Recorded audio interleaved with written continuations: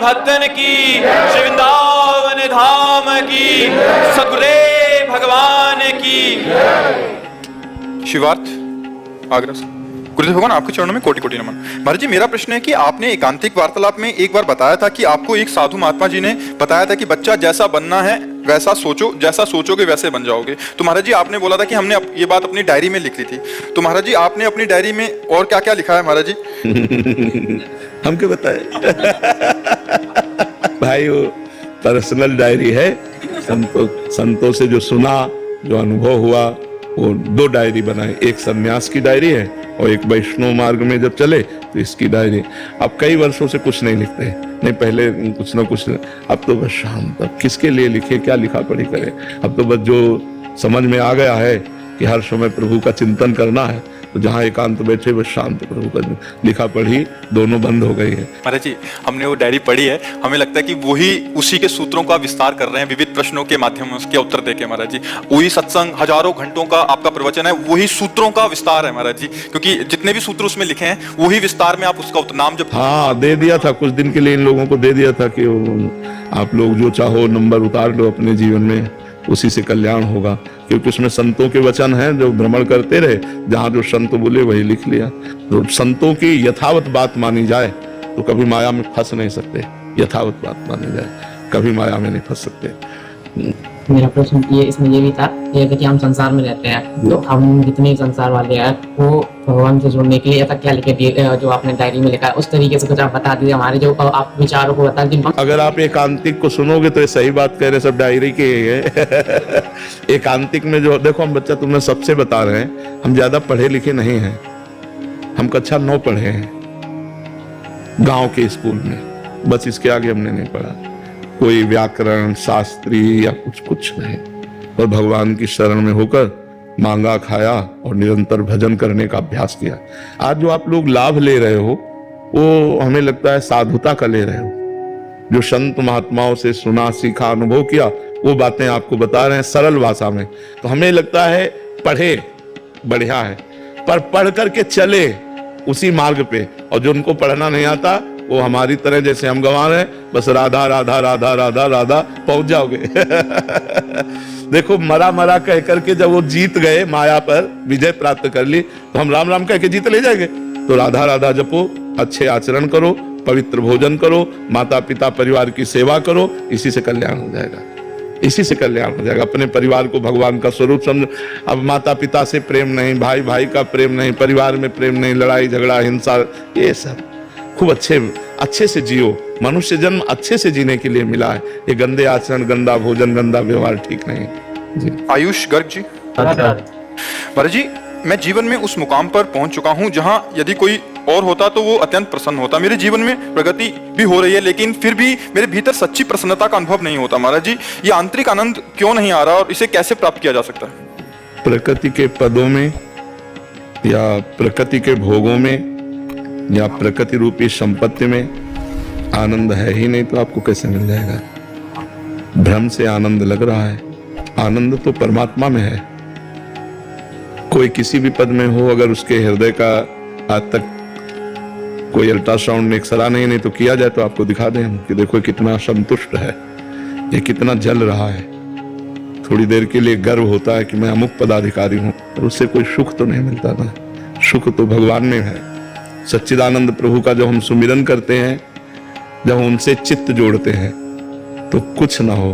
देखो जो भगवान के मार्ग में चले तो बड़े बड़े राजा महाराजा अपने राजपाट को छोड़कर भीख मांगकर खाया और एकांत जंगल में सेवन किए। क्यों?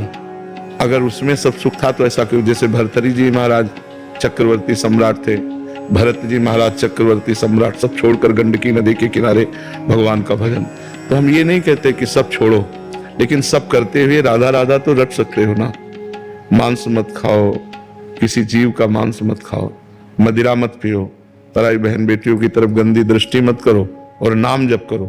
फिर देखो आपको आनंद मिलता है कि नहीं, कैसा हृदय प्रसन्न होता है। आप अच्छा पदार्थ खा लो, एक दिन ये देखो, और एक दिन किसी गली में भूखे बैठे हुए कुत्ते को ही सही, किसी को भी, मनुष्य को, किसी को भी भरपेट भोजन करवा दो, फिर देखो आपको कैसा लगता है।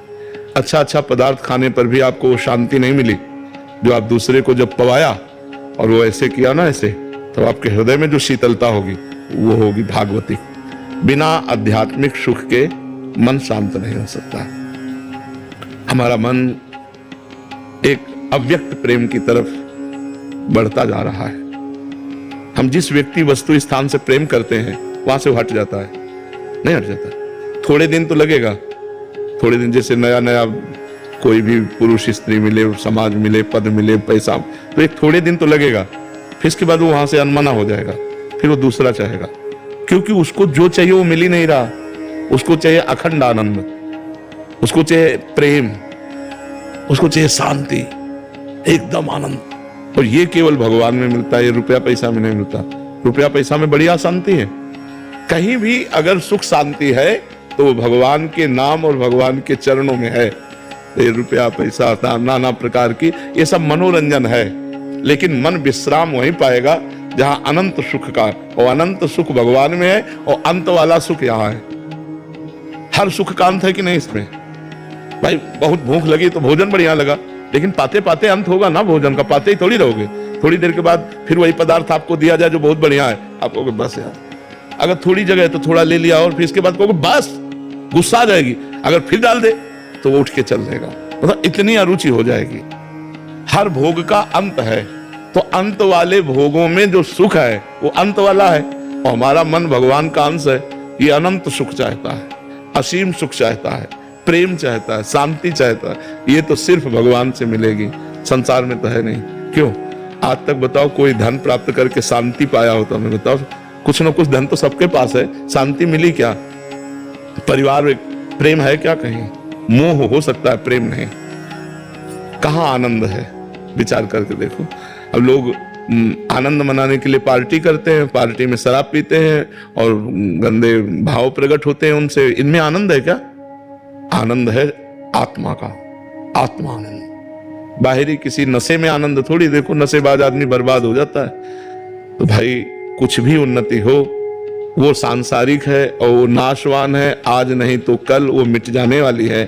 अगर आनंद है तो श्री भगवान के चरणों में है, प्रियालाल के चरणों में है। इसलिए श्री जी का नाम जप करो और जितना बन सके परोपकार करो, दूसरों का हित करो, इसी में आनंद की प्राप्ति है। जी एक तो प्रारब्धानुसार जैसे आपने बोला कि बहुत धन आ गया और एक मुकाम पे भी पहुंच गए, उसको कैसे भोग करें ताकि अखंड प्रसन्नता बनी रहे। और दूसरा है, एक है प्रारब्धानुसार कुछ नहीं है और व्यवहारिक बुद्धि होने के कारण केवल धन में ही सुख मिल रहा है, तो उसको आनंद में कैसे तब्दील करें? देखो जिसके पास बहुत धन आ जाए उसको स्वयं भोग की ज्यादा वृत्ति न रखे। अस्पताल जहां बीमार लोगों को फ्री दवा दी जाती हो, उन अस्पतालों में अच्छे डॉक्टर, अच्छी औषधि, इनकी व्यवस्था करे। यदि पर्याप्त धन है, गौओं की गौशाला खुलवा दे, उनको भोजन व्यवस्था। बहुत से ऐसे लोग हैं जो अव्यवस्थित हैं, बूढ़े हैं, कुछ कर नहीं सकते, अपंग हैं, ऐसे लोगों की व्यवस्था कर दे। धन का कार्य है दूसरों को सुख पहुंचाना। सो धन धन्य प्रथम गति जाकी। जो इन कार्यों में लगता है वो धन धन्य हो जाता है। साधु महात्माओं की सेवा, भगवान की सेवा, अतिथि सेवा और अनाथों की सेवा, ऐसे जहां दिखाई दे वो भगवान सब दे देते हैं, अवसर दे देते हैं सेवा का। और जिनके पास धन नहीं है उनके पास शरीर तो है ना, शरीर से सेवा करें। और भगवान का नाम जप करने से धन की तृष्णा नष्ट हो जाती है।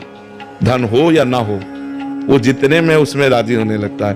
देखो किसी संत ने कहा, साईं इतना दीजिए जामे कुटुंब समाए और मैं भी भूखा ना रहूं, साधु न भूखा जाए। कितनी बढ़िया बात है। हे भगवान इतना दे दो कि जो आपने परिवार दिया है वो अच्छे से खा पी ले, कभी कोई हमारे दरवाजे से भूखा ना जाए। तो कितनी बढ़िया संतोष की बात कह रहा है कि साईं इतना दीजिए जामे कुटुंब समाए, मैं भी भूखा ना रहूं और साधु न भूखा जाए। तो हमें लगता है कि भगवान प्रायः वो अनंत ब्रह्मांडों के जीवों को भी भूखे नहीं रखते।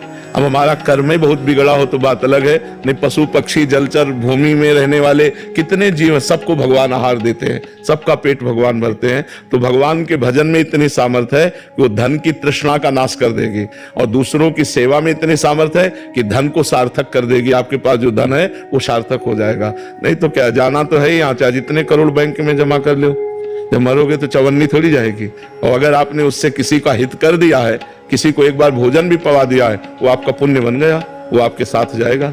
जो दूसरों की सेवा की जाती है वो हमारे साथ जाएगा, भगवान का नाम साथ जाएगा।